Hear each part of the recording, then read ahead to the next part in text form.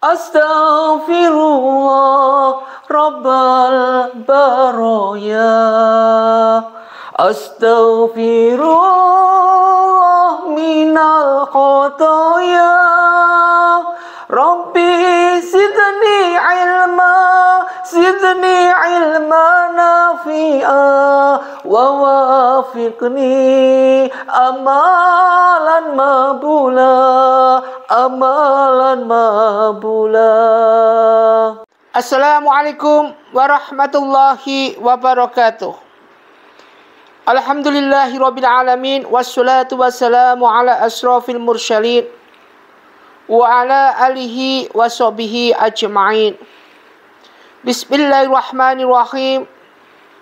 Qul ya ayyuhal kafirun la a'budu ma ta'budun wa la antum 'abiduna ma a'budu wa la ana 'abidu ma abattum wa la antum 'abiduna ma a'budu lakum dinukum waliyadin. Shadaqallahu 'azim. Shadaqu ala Rasulillah sallallahu alaihi wasallam. Pertama, mari kita panjatkan rasa puji syukur kita pada Allah Subhanahu wa taala. Shalawat dan salam mari kita haturkan pada junjungan kita Nabi Muhammadin sallallahu alaihi wasallam.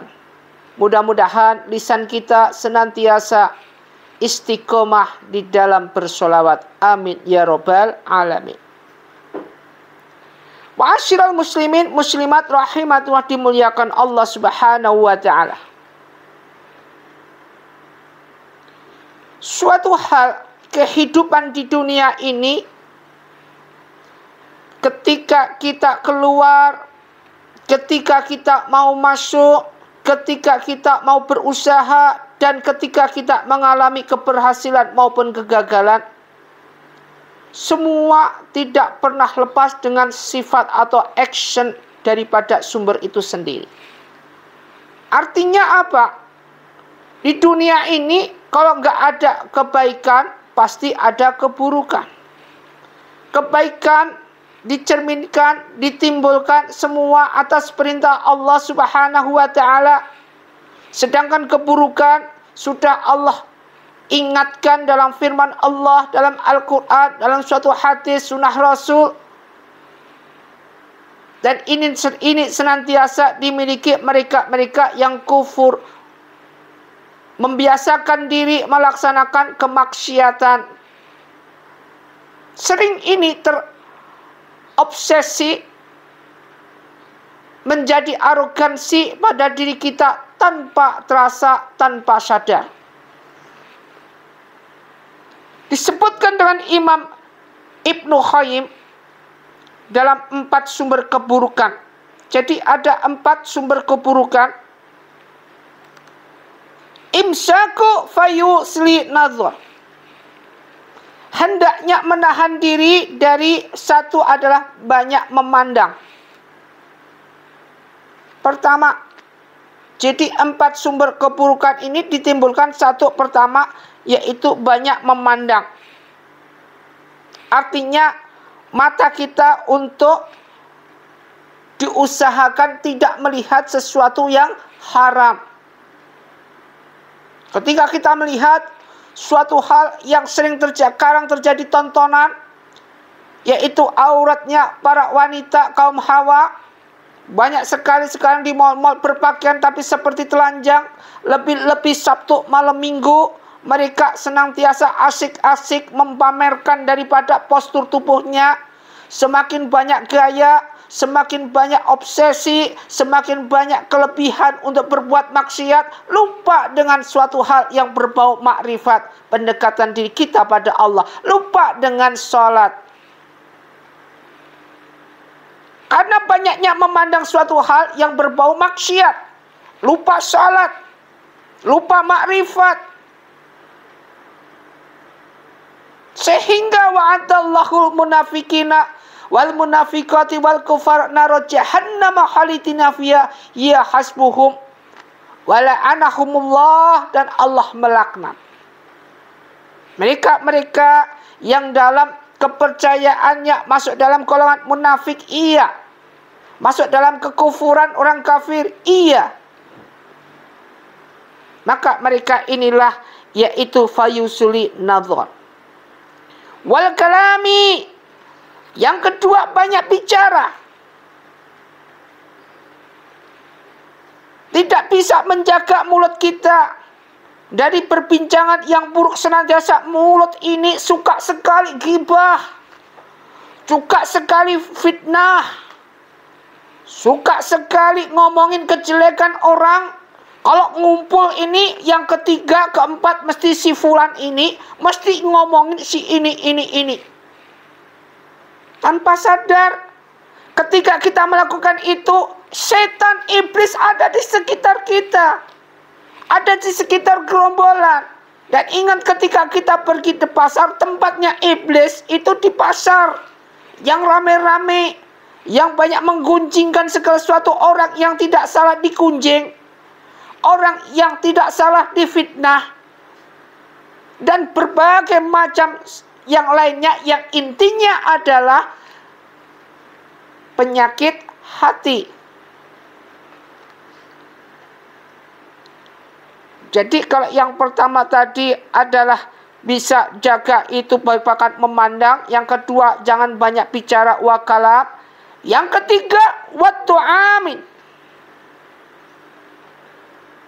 yaitu banyak makan.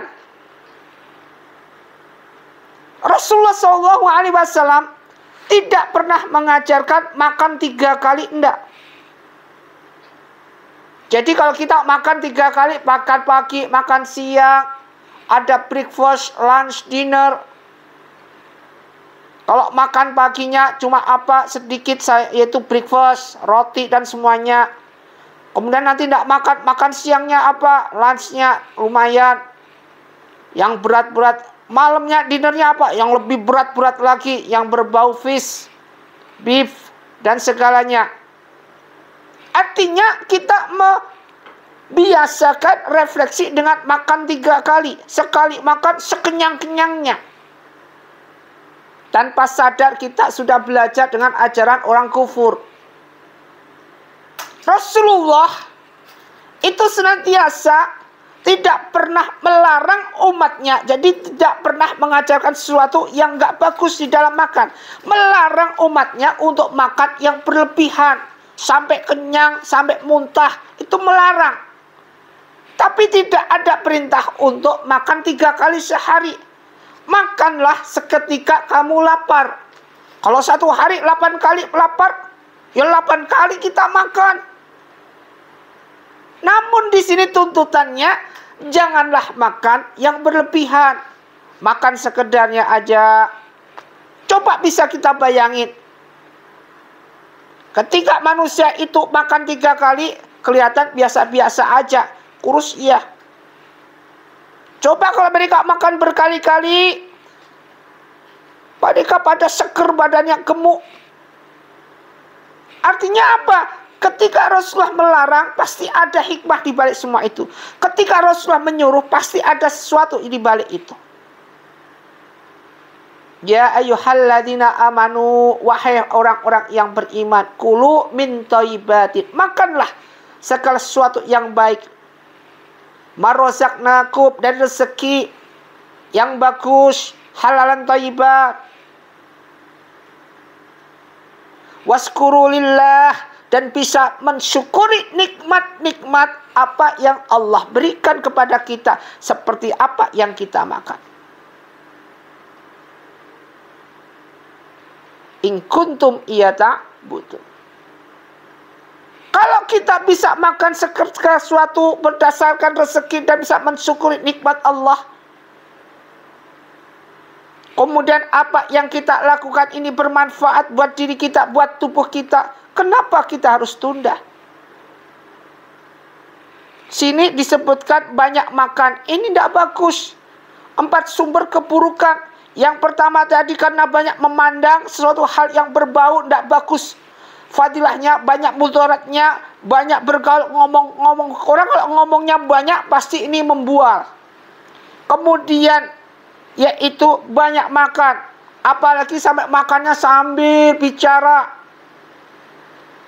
Sebenarnya Rasulullah mengajarkan ta'lim muta'alim, etika ketika kita mau makan. Makanlah segala sesuatu secukupnya, jangan kenyang-kenyang. Setelah kita cukup, di sini ketika kita makan ada etikanya juga.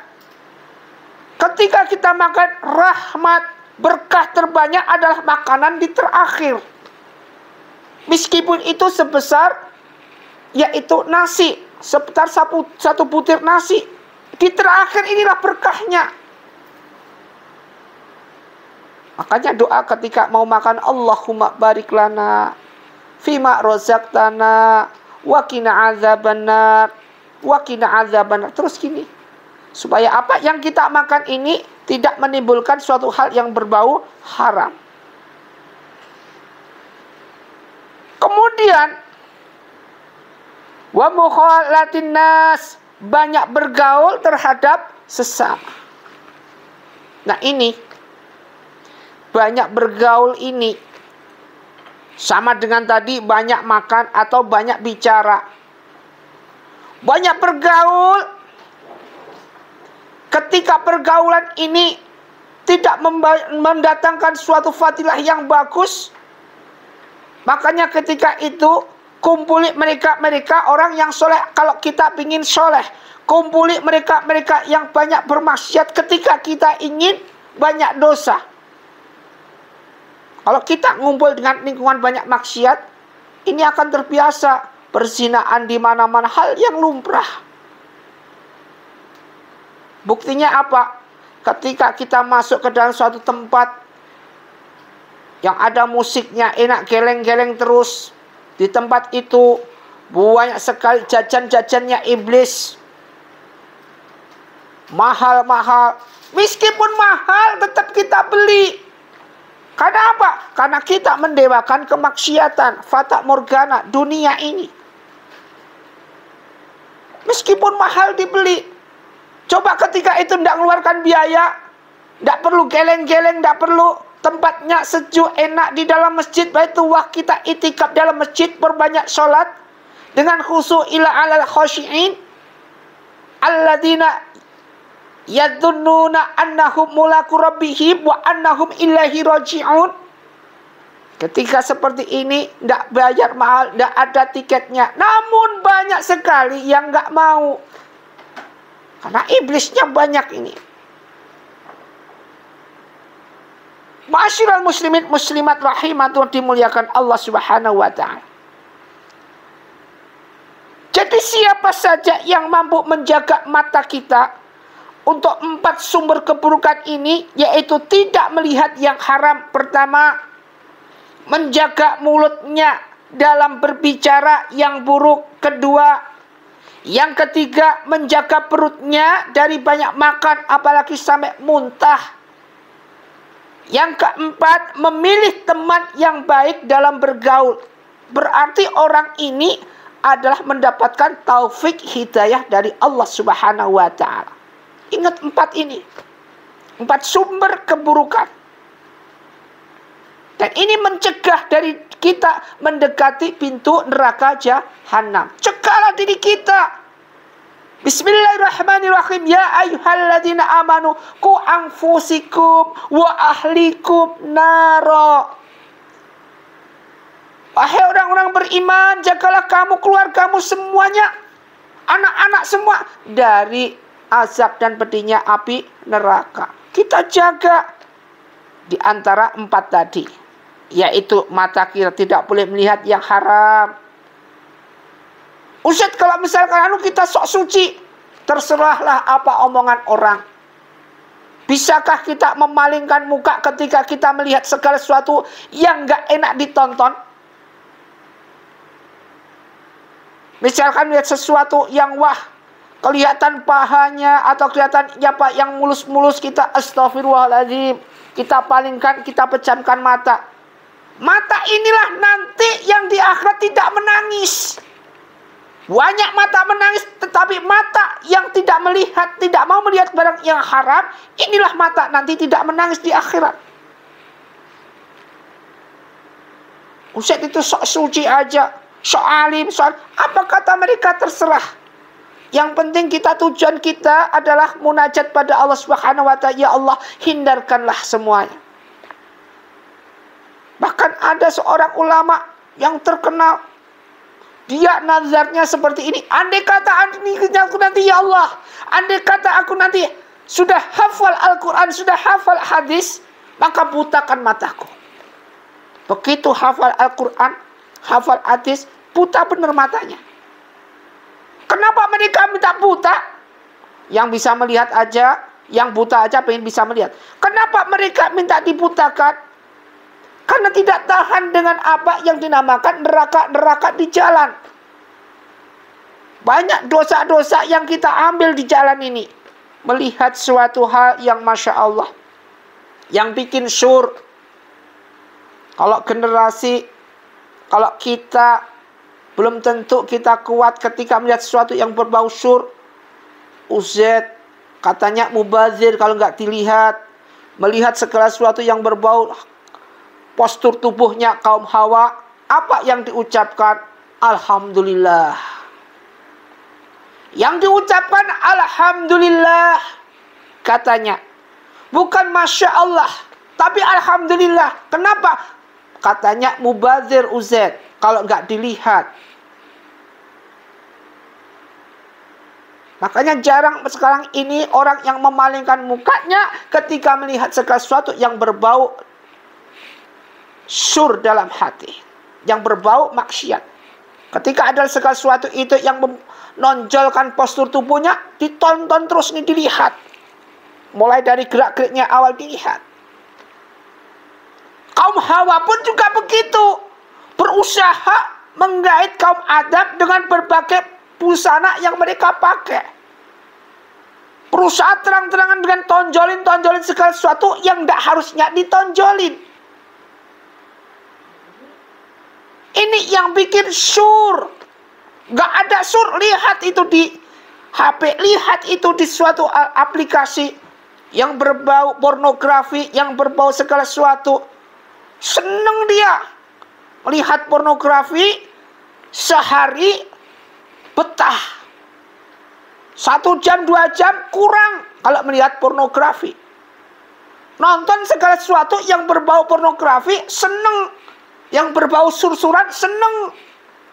Coba ini mata suruh ngaji. Di dalam masjid ngaji. Membaca Al-Quran. 5 menit sudah neteskan air mata. Kenapa? Pedas. 15 menit pantat sudah panas. Kenapa? Ada jarumnya ini uzet. Ada jarumnya nusuk-nusuk di pantat ini uzet. 20 menit kaki ini gatal-gatal. Ada apa di sini? Udah gelisah terus. Coba kalau di tempat yang bagus, ada tontonan. Sekarang lagi rame-ramenya perayaan son yang besar-besaran. Secara nggak sadar kita terbawa musik. Geleng-geleng kepala terus. Nggak pernah ada hentinya. Apalagi didoping dengan suatu hal yang berbau apa itu yang dilarang. Tambah geleng-geleng lagi. Imbasnya tidak punya uang, minta orang tua. Orang tua tidak ngasih, dibunuhlah ini orang tua. Ukukul walidin, anak durhaka, muncul saat tiba. Dan ini sudah terbiasa sekarang ini. Mungkinkah kita nanti punya menantu, misalkan pakaiannya serba terbuka, serba ini. Meskipun dia orang kaya, kalau bisa, hindari. Karena ketika kita mati, berada di alam barzah, kita tidak tahan melihat seperti ini. Azab mengalir terus bagi orang tuanya ketika anaknya tidak bisa menutupi semua auratnya. Ma'asyiral muslimin muslimat rahimatullah. Maka hindari 4 ini. 4 sumber keburukan yang mendatangkan banyak sekali mudarat. Tidak ada fadilahnya sama sekali. Yaitu tidak melihat sesuatu yang haram, menjaga mulut kita berbicara dengan yang buruk, menjaga perut kita dari suatu banyak makan, dan memilih teman baik dalam bergaul. Ini insya Allah kita akan mendapatkan suatu taufik hidayah, inayah, berkah dari Allah Subhanahu wa Ta'ala. Mudah-mudahan satu ayat ini, mudah-mudahan satu ini bisa memberikan kita nuansa untuk kita senantiasa belajar. 4 sumber keburukan ini kita hindari. Jangan sampai mengadopsi jiwa dan ruh kita. Apapun yang terjadi, apa yang kita lakukan tetap berpatokan pada al-imanu atu'minu billahi wal malaikatihi wa kutubihi wa rusulihi wal yaumil akhiri wa qadri khairi wa syarri. Semoga bermanfaat. Usyhikum wa nafsi bittaqwallah. Wassalamualaikum warahmatullahi wabarakatuh.